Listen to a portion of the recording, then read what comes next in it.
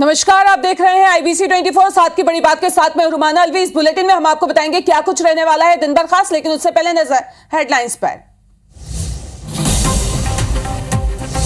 विदेश दौरे से आज वापस लौटेंगे पीएम मोदी। G7 की बैठक में शामिल होने पहुंचे हैं प्रधानमंत्री। सिडनी ने गार्ड ऑफ ऑनर से किया सम्मानित। यूपीएससी 2022 में लड़कियों ने मारी बाजी। श्वेता किशोर बनी टॉपर। सतना की बेटी स्वाति शर्मा ने देश भर में हासिल की 15वीं स्थान। सीएम भूपेश बघेल रविशंकर शुक्ल यूनिवर्सिटी के दीक्षांत समारोह में होंगे शामिल। ग्रेजुएट, पोस्ट ग्रेजुएट समेत पीएचडी धारकों को सौंपेंगे डिग्री। भोपाल में कोल जनजाति का सम्मेलन। सीएम शिवराज सिंह चौहान देंगे कई बड़ी सौगात। कार्यक्रम में 10 लाख से ज्यादा लोग होंगे शामिल। बिलासपुर हाईकोर्ट से 10,000 से ज्यादा निवेशकों को बड़ी राहत। यश इंडिया चिटफंड कंपनी की याचिका हाईकोर्ट से खारिज।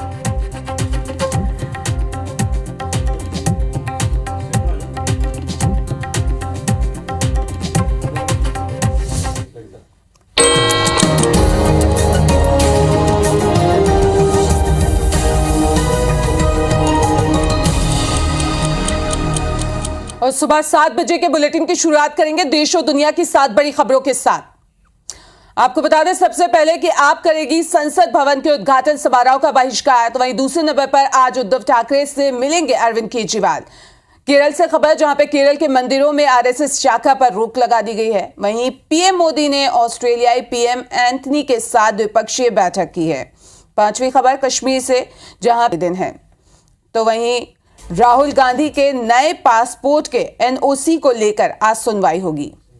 आईपीएल से जुड़ी हुई खबर, जहां पे लखनऊ मुंबई के बीच एलिमिनेटर मुकाबला होने जा रहा है। रायपुर से खबर, जहां पे कार और बाइक में टक्कर हो गई है। बाइक चालक के पैर में गंभीर चोटें आई हैं। हादसे में दोनों वाहन बुरी तरीके से क्षतिग्रस्त हो गए हैं। नशे में धुत चालक बताया जा रहा है जो कार में था। घायल को अस्पताल में भर्ती कराया गया है। पंडरी थाने के मोवा ओवरब्रिज की ये पूरी घटना है। तो दोनों वाहन पूरी तरीके से क्षतिग्रस्त हो गए हैं। कार और बाइक की यहाँ पे टक्कर हुई थी, जिसके बाद बाइक सवार जो है उसके पैर में गंभीर चोटें आई हैं। हादसे में दोनों बुरी तरीके से वाहन जो है वो क्षतिग्रस्त हो गए हैं। कार चालक जो है वो नशे में धुत बताया जा रहा है। जो घायल है उसे अस्पताल में भर्ती कराया गया है। ये पूरा मामला पंडरी थाने के मोवा ओवरब्रिज की पास का है। तो वहीं मध्य प्रदेश के सिवनी में चलती कार में अचानक से आग लग गई। ड्राइवर की सूझबूझ से लोगों की जान बची है। कार बुरी तरीके से जलकर खाक हो गई है। दमकल की टीम को भी बुलाया गया। दमकल की टीम के पहुंचने तक कार जल चुकी थी। तो ये तस्वीरें भी आपको दिखा रहे हैं। सिवनी की ये तस्वीरें हैं जहां पे चलती कार में अचानक से आग लग गई, लेकिन ड्राइवर की सूझबूझ यहाँ पे काम आई, जिसकी वजह से लोगों की जान बच गई। जब तक फायर ब्रिगेड वहां पे पहुंची, कार पूरी तरीके से जल चुकी थी।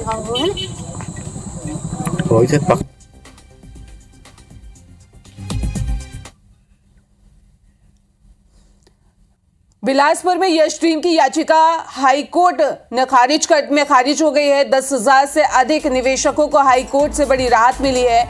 अब दुर्ग कोटा में होगी मामले की अगली सुनवाई। कंपनी की करीब 100 करोड़ की संपत्ति है। बता दें निवेश कराकर करोड़ों रुपए की धोखाधड़ी की है।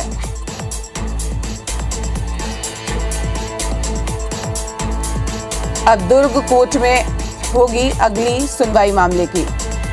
कंपनी की करीब 100 करोड़ की संपत्ति है। निवेश कराकर करोड़ों रुपए की धोखाधड़ी का आरोप है।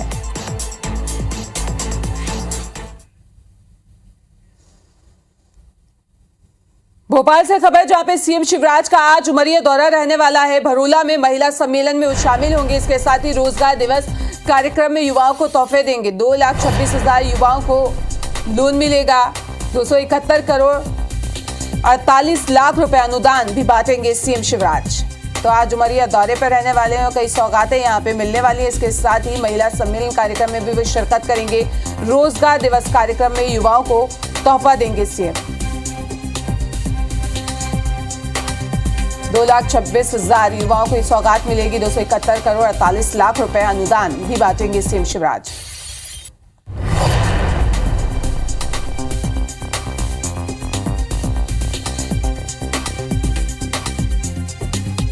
तो आज उमरिया दौरा रहने वाला है सीएम शिवराज सिंह चौहान का।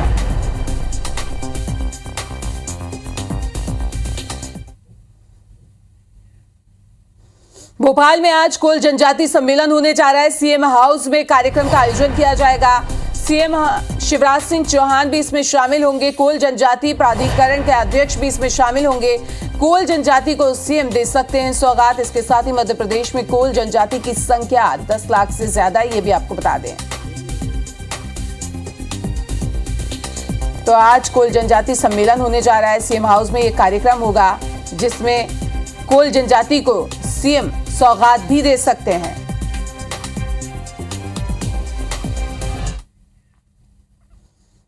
रायपुर से खबर, जहां पे आज पंडित रविशंकर यूनिवर्सिटी का दीक्षांत समारोह है। सीएम भूपेश बघेल इसमें शामिल होंगे। तो दीक्षांत समारोह में शामिल होंगे सीएम। आपको बता दें आज रविशंकर यूनिवर्सिटी का दीक्षांत समारोह है जिसमें वो शामिल होंगे और डिग्री होल्डर्स को डिग्री यहां पे देंगे।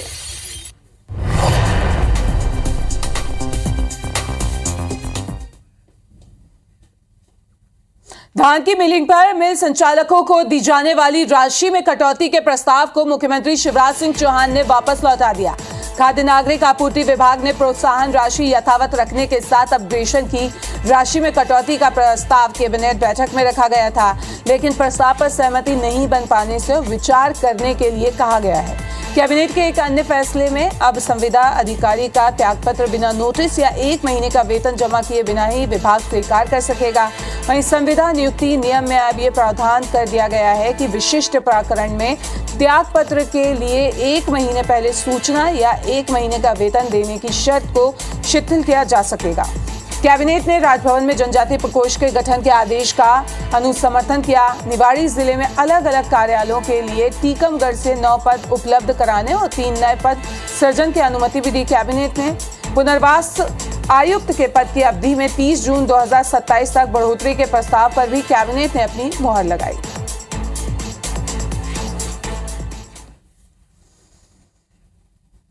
मध्य प्रदेश में विधानसभा चुनाव में पहली शिवराज सरकार ने एक बड़ा मास्टर स्ट्रोक खेला है। सीएम शिवराज सिंह चौहान ने मध्य प्रदेश की करीब 6000 अवैध कॉलोनियों को वैध करने के साथ साथ उन कॉलोनियों के विकास कार्यों का शुभारंभ किया। दरअसल सरकार प्रदेश की सभी नगर निगम, नगर पालिका और नगर परिषदों की 5000 से ज्यादा अवैध कॉलोनियों को वैध कर दिया है, जिसके बाद इन्हें बिल्डिंग परमिशन मिलने लगेगी। इससे यहां रहने वाले रहवासी बिजली, नल कनेक्शन के साथ अन्य अधिकारों के भी पात्र हो जाएंगे। आपको बता दें कि मध्य प्रदेश में सबसे ज्यादा ग्वालियर की 429 कॉलोनियों को वैध करने का काम किया गया। ये भी बता दें कि 8 मई 2018 को प्रदेश की 4800 अवैध कॉलोनियों को वैध करने का फैसला सरकार ने लिया था, लेकिन 3 जून 2018 को याचिकाकर्ता उमेश बोरे की जनहित याचिका पर हाईकोर्ट की ग्वालियर बेंच ने अवैध कॉलोनियों को वैध करने के फॉर्मूले पर रोक लगा दी थी। का निर्णय ही अवैध है, इस निर्णय को मैं समाप्त करता हूं। वो नियमानुसार है कि नहीं ये आगे देखें, लेकिन आज हम ये फैसला कर रहे हैं कि दिसंबर 2022 तक की सारी कॉलोनियां वैध की जाती है। सारी कॉलोनियों में तमाम सारे विकास कार्य होंगे, उनको मकान बनाने के लिए, अन्य कामों के लिए लोन मिलेगा और निश्चित तौर पर तमाम सारे डेवलपमेंट जो अन्य कॉलोनी में होते हैं उस प्रकार डेवलपमेंट आज होंगे। तो निश्चित तौर पर 429 कॉलोनियों वैध किया है और 429 कॉलोनियों को आज बहुत बड़ा तोहफा मिला है प्रदेश सरकार की तरफ से और इस तोहफे से सारे गरीब वर्ग के लिए खुश हैं। इसके लिए मैं कोटि कोटि धन्यवाद देता हूँ हमारे मुख्यमंत्री जी को कि ग्वालियर में सबसे ज्यादा, पूरे प्रदेश के अंदर सबसे ज्यादा कॉलोनियां ग्वालियर के अंदर थी, 429 कॉलोनियां। मुख्यमंत्री भूपेश बघेल झीरमकांड की 10वीं बरसी पर जगदलपुर के दौरे पर पहुंचेंगे। मुख्यमंत्री 24 मई की शाम को जगदलपुर पहुंच सकते हैं। 25 मई को संभाग मुख्यालय जगदलपुर में आयोजित झीरम की 10वीं बरसी के मौके पर आयोजित कार्यक्रम में सीएम हिस्सा लेंगे। इसके अलावा जगदलपुर कलेक्टर कार्यालय और गुंडाधुर कृषि महाविश्वविद्यालय में आयोजित कार्यक्रम में सीएम शामिल होंगे। अपने 1 दिवसीय दौरे में सीएम जिले को विभिन्न विकास कार्यों की सौगात भी दे सकते हैं। इसके साथ ही मुख्यमंत्री भूपेश बघेल अलग अलग समाजों के प्रतिनिधियों से भी मुलाकात कर सकते हैं। मुख्यमंत्री के दौरे को लेकर जगदलपुर में तैयारियां शुरू कर दी गई हैं। जो आज से 8-10 साल पहले जो घटना हुई थी तो हमारे लिए बहुत दुर्भाग्य बस्तर जिला के लिए, छत्तीसगढ़ के लिए जो हमारे शीर्ष नेतृत्व खत्म हुए थे, उसके शहीद दिवस में शामिल होने के लिए आ रहे हैं। उसके साथ साथ विभिन्न प्रकार के महतारी के कलेक्टेड में शिलान्यास कर रहे हैं। संसद के नए भवन के लोकार्पण को लेकर छत्तीसगढ़ में राजनीति शुरू हो गई है। भाजपा से कांग्रेस में शामिल हुए नेता नंद कुमार साय ने इस मामले में प्रधानमंत्री को पत्र लिखकर इस भवन का लोकार्पण राष्ट्रपति के हाथों करवाए जाने की मांग की है। नंद कुमार साय का कहना है कि इससे आदिवासियों का सम्मान होगा। वहीं इस मामले में भाजपा प्रदेश अध्यक्ष अरुण साव का कहना है कि राष्ट्रपति चुनाव के समय कांग्रेस को आदिवासी महिला के सम्मान की चिंता नहीं थी। कांग्रेस आज किस मुंह से आदिवासियों के सम्मान की बात कह रही है? मामले पर मुख्यमंत्री भूपेश बघेल ने कहा कि कांग्रेस के राष्ट्रीय नेताओं ने अपनी बात रख दी, वो उनके साथ हैं। कि जब आदिवासी महिला प्रत्याशी थी राष्ट्रपति की, तब क्या आपने उस समय एक आदिवासी बेटी का अपमान नहीं किया? आप किस मुंह से आदिवासी सम्मान की बात करते हैं? संसद भवन के लोकार्पण का कार्यक्रम सभापति ने शायद तय किया है और इस पे आज कल तक उसी संसद भवन का आप विरोध करते थे। आप पहले अपनी स्थिति स्पष्ट कर लें। संसद भवन के लोकार्पण के संदर्भ में हमारे राष्ट्रीय अध्यक्ष ने जो बयान दिया है उसके बाद हम लोगों को बोलने कुछ रहता नहीं। जो राष्ट्रीय अध्यक्ष ने जो कहा है हम उसी लाइन पे हैं। आपका बालाघाट जिले की परसवाड़ा विधानसभा के भदुकोटा में पंडित धीरेन्द्र शास्त्री रामकथा कर रहे हैं। कथा के दौरान उन्होंने कहा कि कुछ लोगों ने हाईकोर्ट में जंगल में रामकथा करने पर रोक लगाने की मांग की। उनका कहना है कि जंगल में रामकथा का वाचन करने से वनवासियों के संस्कार खराब हो जाएंगे। पंडित धीरेन्द्र शास्त्री ने कहा कि हाईकोर्ट ने भी इस याचिका को रद्द करके ये साबित कर दिया कि रामकथा से संस्कार खराब नहीं होते बल्कि संस्कार निर्मित होते हैं। इतना ही नहीं, बागेश्वर धाम सरकार ने कहा कि वनवासियों के पूर्वजों ने जिस तरह से भगवान राम का साथ दिया था उसी तरीके से अब समय आ गया है कि वनवासी भारत को हिंदू राष्ट्र बनाने के लिए अपना साथ देंगे।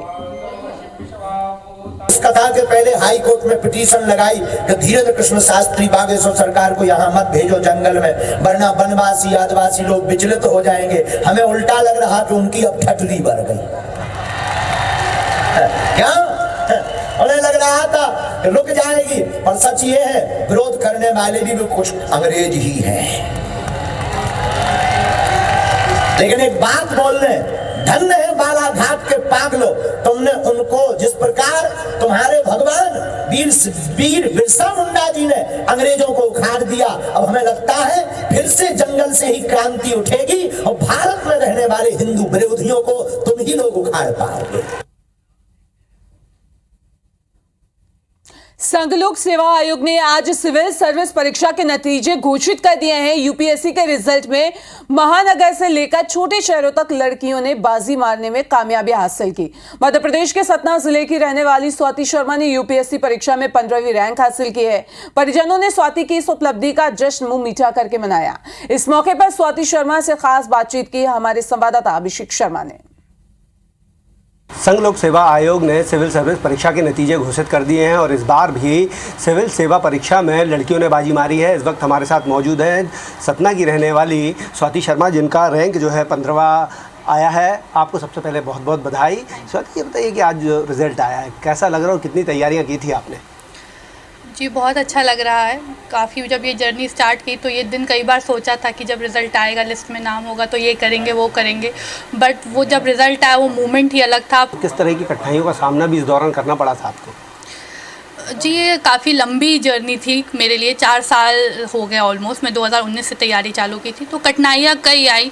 कभी मटेरियल अवेलेबल नहीं होता था। जब दिल्ली में थे तब भी लॉकडाउन लगा था कोविड के कारण, तब इंस्टीट्यूट्स बंद हो गए थे। ये सारी चीज़ें काफ़ी, बीच में कभी फाइनेंशियल स्ट्रगल भी हुआ, बट आज जब रिज़ल्ट आ गया तो स्ट्रगल्स काफ़ी छोटे लग रहे हैं इन सब के सामने। इसके पहले भी आपने 2 बार जो है अटेम्प्ट किया था, लेकिन तो सफल नहीं हो पाए थे, तो उस दौरान क्या कमी रह गई थी जो इस बार जो कमी है वो आपने पूरी की?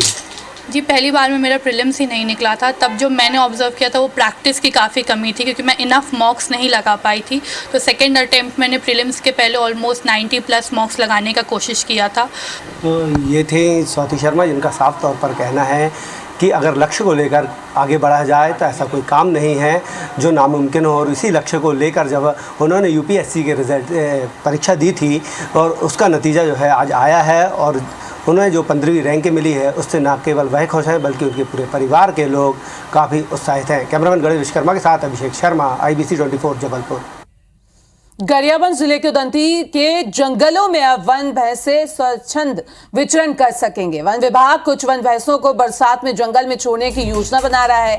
दरअसल उदंती सीता नदी टाइगर प्रोजेक्ट विभाग वन भैंसा संरक्षण और संवर्धन के लिए काम कर रहा है। वन भैंसों की संख्या बढ़ाने की कोशिश भी जारी है, लेकिन यहाँ जो भी वन भैंसे जन्म लिए सभी नर थे, लिहाजा असम से 5 मादा और 1 नर वन भैंसे को छत्तीसगढ़ लाया गया है। फिलहाल इन वन भैंसों को नयापारा में रखा गया है, जिन्हें जल्द ही उदंती लाने की तैयारी की जा रही है। वहीं उदंती वई में मौजूद 4 से 5 वन भैंसों को जंगल में स्वच्छंद विचरण के लिए छोड़ने की भी तैयारी की जा रही है। वन भैंसों को जंगल में छोड़ने से पहले कॉलर ID लगाया जाएगा।